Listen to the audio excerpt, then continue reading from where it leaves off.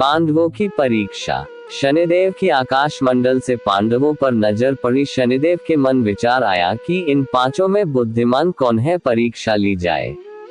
शनिदेव ने एक माया का महल बनाया। कई योजन दूरी में उस महल के 4 कोने थे, पूरब, पश्चिम, उत्तर, दक्षिण।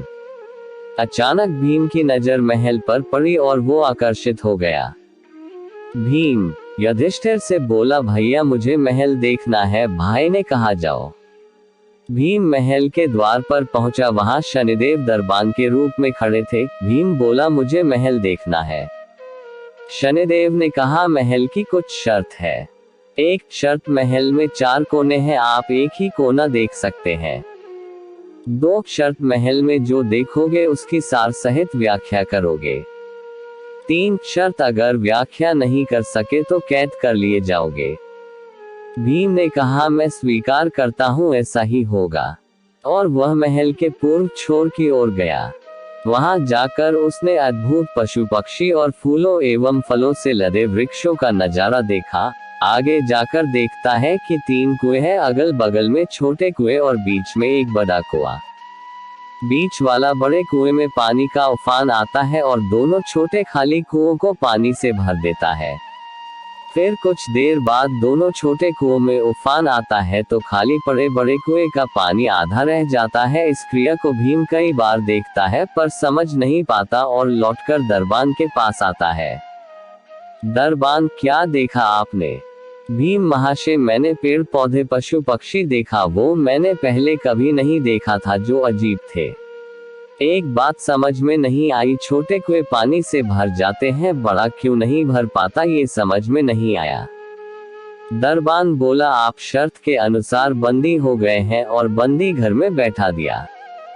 अर्जुन आया, बोला मुझे महल देखना है। दरबान ने शर्त बता दी और अर्जुन पश्चिम वाले छोर की तरफ चला गया।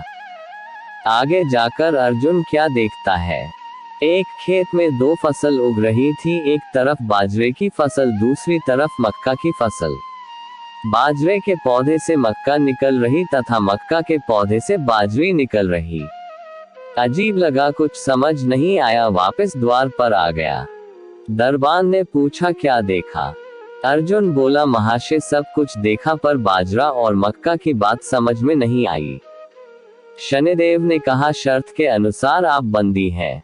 नकुल आया, बोला मुझे महल देखना है। फिर वह उत्तर दिशा की ओर गया। वहां उसने देखा कि बहुत सारी सफेद गायें जब उनको भूख लगती है तो अपनी छोटी बच्चियों का दूध पीती है। उसे कुछ समझ नहीं आया, द्वार पर आया। शनिदेव ने पूछा, क्या देखा? नकुल बोला, महाशय गाय बच्चियों का दूध पीती है, ये समझ नहीं आया, तब उसे भी बंदी बना लिया। सहदेव आया, बोला मुझे महल देखना है और वह दक्षिण दिशा की ओर गया। अंतिम कोना देखने के लिए क्या देखता है, वहां पर एक सोने की बड़ी शिला एक चांदी के सिक्के पर टिकी हुई, डगमग डोले पर गिरे नहीं, छूने पर भी वैसे ही रहती है। समझ नहीं आया, वह वापस द्वार पर आ गया और बोला, सोने की शिला की बात समझ में नहीं आई, तब वह भी बंदी हो गया। चारों भाई बहुत देर से नहीं आए, तब युधिष्ठिर को चिंता हुई, वह भी द्रौपदी सहित महल में गए। भाइयों के लिए पूछा, तब दरबान ने बताया वो शर्त अनुसार बंदी है। युधिष्ठिर बोला, भीम तुमने क्या देखा? भीम ने कुएं के बारे में बताया। तब युधिष्ठिर ने कहा, ये कलयुग में होने वाला है, एक बाप 2 बेटों का पेट तो भर देगा परंतु 2 बेटे मिलकर एक बाप का पेट नहीं भर पाएंगे। भीम को छोड़ दिया। अर्जुन से पूछा, तुमने क्या देखा? उसने फसल के बारे में बताया। युधिष्ठिर ने कहा, ये भी कलियुग में होने वाला है। वंश परिवर्तन अर्थात ब्राह्मण के घर शूद्र की लड़की और शूद्र के घर बनिए की लड़की ब्याही जाएंगी। अर्जुन भी छूट गया। नकुल से पूछा, तुमने क्या देखा? तब उसने गाय का वृतांत बताया। तब युधिष्ठिर ने कहा, कलियुग में माताएं अपनी बेटियों के घर में पलेंगी, बेटी का दाना खाएंगी और बेटे सेवा नहीं करेंगे। तब नकुल भी छूट गया। सहदेव से पूछा, तुमने क्या देखा? उसने सोने की शिला का वृतांत बताया। तब युधिष्ठिर बोले, कलियुग में पाप धर्म को दबाता रहेगा परंतु धर्म फिर भी जिंदा रहेगा, खत्म नहीं होगा। भगवान शिव ने पांडवों को क्यों दिया श्राप? महाभारत युद्ध के बाद पांडवों के पुत्रों का अश्वत्थामा ने वध कर दिया था, लेकिन इसके बाद किसने क्या कदम उठाया, इसके बारे में शायद कोई नहीं जानता होगा। इस पूरी घटना के बाद की संपूर्ण कहानी भविष्य पुराण में लिखी गई है। भविष्य पुराण के मुताबिक पांडवों के वध के लिए अश्वत्थामा, कृतवर्मा और कृपाचार्य रात के समय पांडवों के आवास पर गए थे। तीनों ने मिलकर भगवान शिव की आराधना करके उनसे पांडवों के आवास में प्रवेश पाने की आज्ञा ले ली। आज्ञा मिलने के बाद तीनों ने मिलकर भगवान शिव से प्राप्त अस्त्र से पांडवों के सभी पुत्रों का वध कर दिया और वहां से वापस चले आए। लेकिन जब पांडवों को पुत्रों के वध की खबर मिली तो वे आग बबूला हो गए। पांडवों ने पुत्रों के वध को भगवान शिव की मंशा समझकर उनसे लोहा लेने का मन बना लिया। जब पूरी तैयारी के बाद पांडव लड़ाई के लिए भगवान शिव के पास पहुंचे तो वे काफी क्रोधित हुए। भगवान शिव ने पांडवों से कहा कि तुम सभी भगवान श्री कृष्ण के उपासक हो, इसलिए इस जन्म में तुम्हें इस अपराध का फल नहीं मिलेगा, लेकिन इसका फल तुम्हें कलयुग में फिर से जन्म लेकर भोगना पड़ेगा।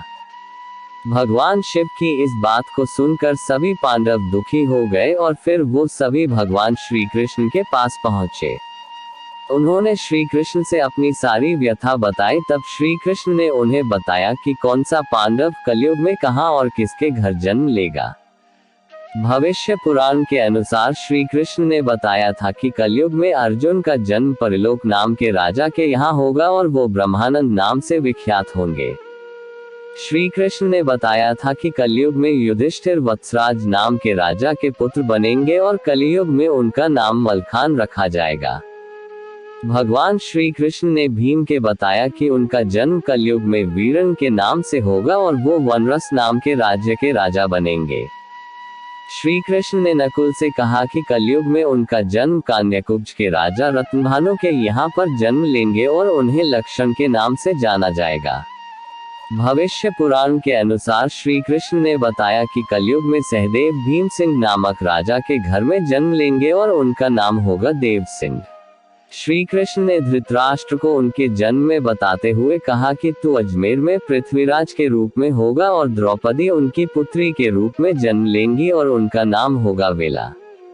भविष्य पुराण के अनुसार कलयुग में महादानी कर्ण का जन्म तारक नाम के राजा के रूप में होगा।